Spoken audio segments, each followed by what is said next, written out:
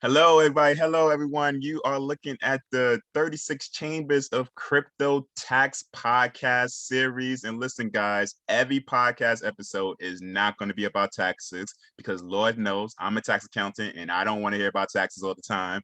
However, what I learned from being a tax accountant is that I love about hearing everybody's background in the crypto blockchain space. And I feel like we could all learn from each other. And that's what the majorities when I interview people for these particular segments are all about. We're not going to overcomplicate you. I'm not going to talk about taxation, the tax law, and my guests already know I don't want them to blow your mind out. However, just please listen to their story, and I guarantee we're going to learn a lot from each other. And listen, today I got with us Ann, and it's crazy because we're in a particular crypto group, private group. Shout outs to Ryan Cooper. And all I know is that I trust Ryan enough that if he mentions somebody's name more than enough, I'm like, okay, I got to talk to that person. So what happened was I was like, I keep on saying Ann. I'm like, who the hell is this Ann? So luckily, Ann was nice enough to accept the invite to have us all learn from her experience and what she's gonna do. And we're just gonna have a engaging conversation and just learn, guys. All right. So Ann, thank you. Can you give a little intro on yourself? Ann is frozen. Technology. She is frozen. I am frozen. Internet is unstable. Ann, can you hear me? Yeah, you just froze out there. I know. God, yeah. Internet is just doing me dirty. Yes. Can you now? Oh, we roll with it. That's the whole part of technology. Ups and downs. Yeah. Can you, so basically what I was saying, can you just introduce yourself and how you got into the space? Oh, okay, great. My name is Ann Gardner. I reside in Toronto, Canada. So I've been a tech enthusiast for many years, basically growing up with tech and particularly with gaming as well, from younger siblings and cousins, always into gaming and sports of some sort. What got me into crypto, or say blockchain particularly, it was more that. I was introduced to Bitcoin 2011. In hindsight, 2020, I didn't touch it, but that's his own story. But I was more fascinated about the blockchain technology behind it, and what it represented and what it meant. And I said, okay, this is going to go somewhere. So basically, let's settle, because it was still nascent, still a lot of bad actors in the space, and still are. But with enough time, it will eventually start to mature and still start to get into the media more. And it did by 2017, 2018. And that's when I started paying attention to it again. And I'm like, okay, we're going to hit something here. And NFTs with CryptoKitties came on board. Didn't invest in it, but I saw, again, more potential. I was entering the space. But what I did like is the idea of that peer-to-peer, the opportunity for communities to build amongst themselves. The transaction of where, you can support initiatives with your own decision. These types of things that are very hard in the common space as we have it today. You can't easily go around with your bank and say, okay, well, I want a loan to support this particular project. They're not going to give it to you, right? They're not going to say, oh yeah, we'll hand over $5,000 if if we'd like the project that you're trying to initiate with. That now removes a lot of players out of the equation, and it makes it more difficult for people to learn the technology or take an advancement in the process of how they want to engage in the space, right? Mm-hmm. So, and blockchain being very, very difficult to onboard, as we know. You know about your wallet, you have to have your path, seed phrase, not your keys, not your coins. The potential to bring more people on board was becoming less and less likely. So I said, okay, well, what would be and gaming became the natural choice. It's been part of our society for years, right? And when I worked with hiring staff and training members within my business or the businesses I worked with, that was part of my goals. How can I bring you on board? What can I show you? How can I teach you? How can I make it easier for you to understand so that you're going to excel on the task I want you to do? Mm-hmm.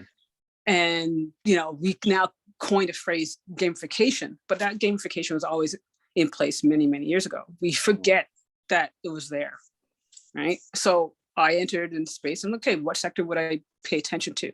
And gaming was the one sector I started to focus on. Not saying that I negate anything else, but I believe that the gaming side will have the potential to facilitate the process a little more frictionless. What do you think is people's greatest hesitation or fear? Because I like that you said that bad actors, because in my experience when I talk to, I don't want to call them regular, but people that's not really in the space, the hackers, and they act like nothing else got hacked until crypto and blockchain came to the world, and that's when hackers said, "Oh wow, we can hack stuff." So what do you think is the biggest hesitation in what you're trying to do? Well, I think the biggest hesitation is because for part of our society, we're so used to not hearing news about hacks in our day-to-day lives. People forget that Visa and MasterCard are constantly being hacked. They're constantly being bombarded, but they need to be bombarded because it will test their infrastructure. They have to know that, okay, the infrastructure is sound, but you're not going to hear that in the news. When Target got hacked with their Visa accounts, it was in and out of the news so quick.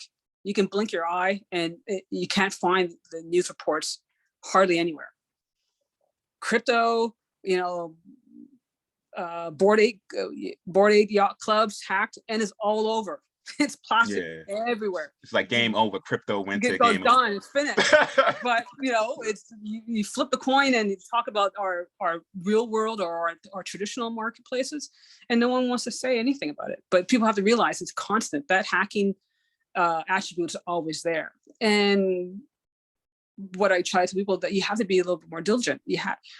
Same thing. You don't pass around your license to anybody. You don't give around your social security numbers to anybody. So the same safeguards that you do for your own personal protection, you have to apply to the crypto space as well. Man, wallets intimidate me so much. I don't know what mental thing I got about wallets, but I just freeze up anytime people talk about wallets, especially within our group, because y'all get this level, that level. I'm like, oh my God.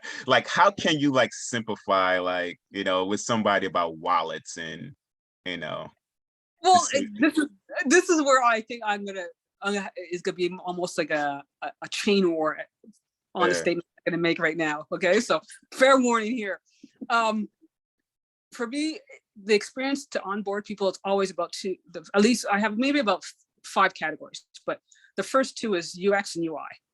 So it's the interface and the experience.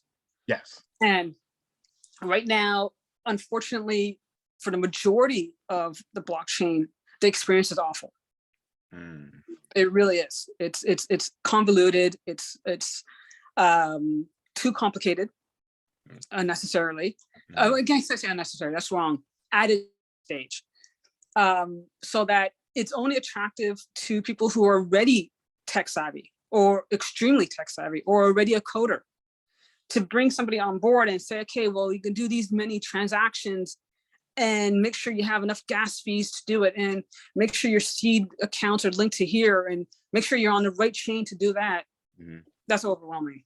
Yes. I mean, I've seen the reactions to all kinds of onboarding experiences. Some of it's laughable. It's sad to say, but some of it I understand. For me, it's the same thing. Imagine you're going to a destination, driving in your car, and every time you have to go through it, all the time, through traffic, through rush hour, through construction, every single time, every single moment, for whatever transaction it is, that's your experience constantly. Or if you're somewhere, you have to go somewhere and you have to do hurdles to do it. Imagine that instead of walking or instead of riding a bike, you have to run and jump over a hurdle. Yeah. And that's how I feel. You got to jump over that hurdle. And you have to jump over that hurdle. So the experience is not there. And neither is the interface. It is. So it makes it difficult. It does make it difficult. And then thankfully, there are some chains that have recognized that and are doing the opposite, but they're not very popular. So you Yeah, I have want like the now, iPhone version of a wallet, just like dumbify it. Click, boom, I'm good. there you go. And that's why, you know, I tell people, imagine the cell phone when it first was integrated, the Yeah. big box. Would you want to carry all that around every day compared to what you have now? No. No. So the development side still hasn't caught up to the intuitiveness of human nature. Okay. And so but the third factor outside the UI UX is now the popularity. There's certain things that are just more popular, so gravitates to most attracting more of that audience. But the flip side is that experience now negates because it creates a bad experience as well. So catch 22. Yeah, but I think and I think right now where we at in the world is like instant gratification. I think a lot of people compare what's going down to the Googles of the world and the iPhones of the world, but they forgot how they started. Like that iPhone and all the other stuff, it wasn't always like that.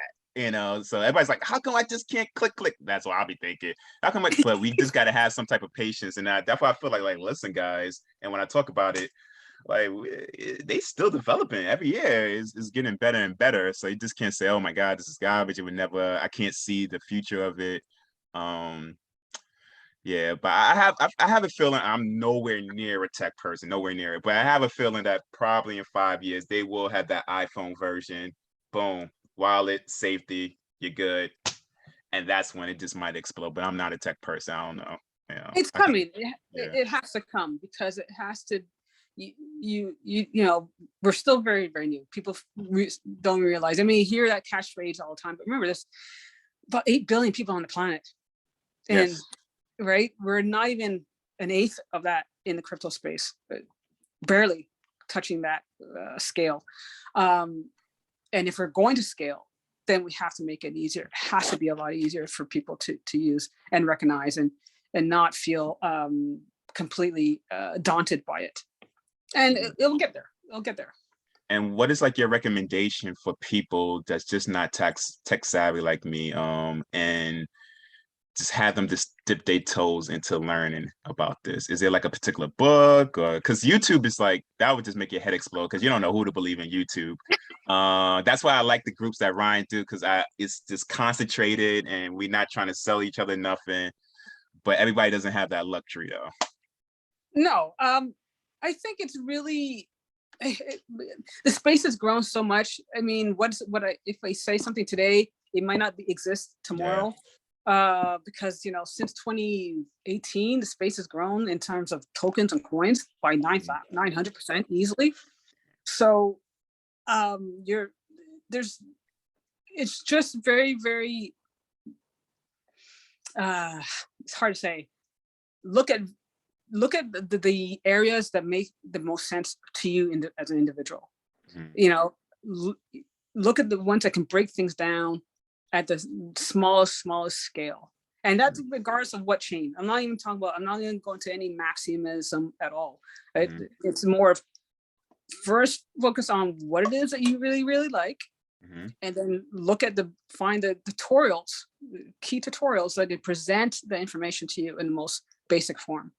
And then there'll be several. You may have to watch several of them because everyone's going to bring their own little nuance to it, their own little spin of how this would work and how that would work. And some have extra tidbits and some don't. It'll be a lot of learning. There'll be a lot of research and a lot of taking notes and going, okay, I found this little information here. That would be generally my best recommendation. That's what I tell everyone to do. Like, investigate. Be an explorer and really look and find. And you know what? I feel a little conflicted because I feel like naturally I'm a tax accountant and Crypto J is a brand taxes. I naturally want to learn about how taxes and stuff plays a part in this, but for some odd reason the metaverse and this Web3 fascinates me. But I feel like I just don't have enough time to really get into it because crypto taxes itself is just a monster.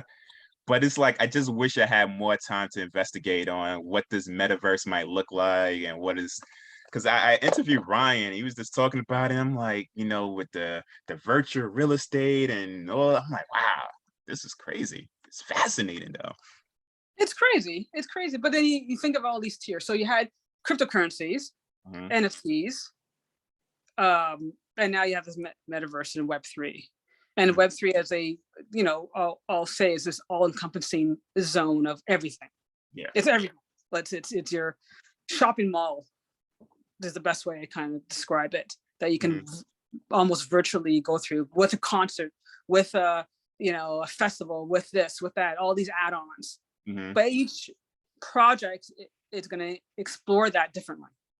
Some will bring in the Oculus and 3D element. Some may not. It's not a must or must have. Some will have augmented reality elements to it. So it's going to be an experience that I think will help really encapsulate human probabilities and human possibilities. We're at the scale now that we can push human evolution to the next stage. So is that what you're doing with gaming? Like, I guess it'll be in the metaverse. I don't know. Yeah, it will be. Some of them are. Some that's the intent to be.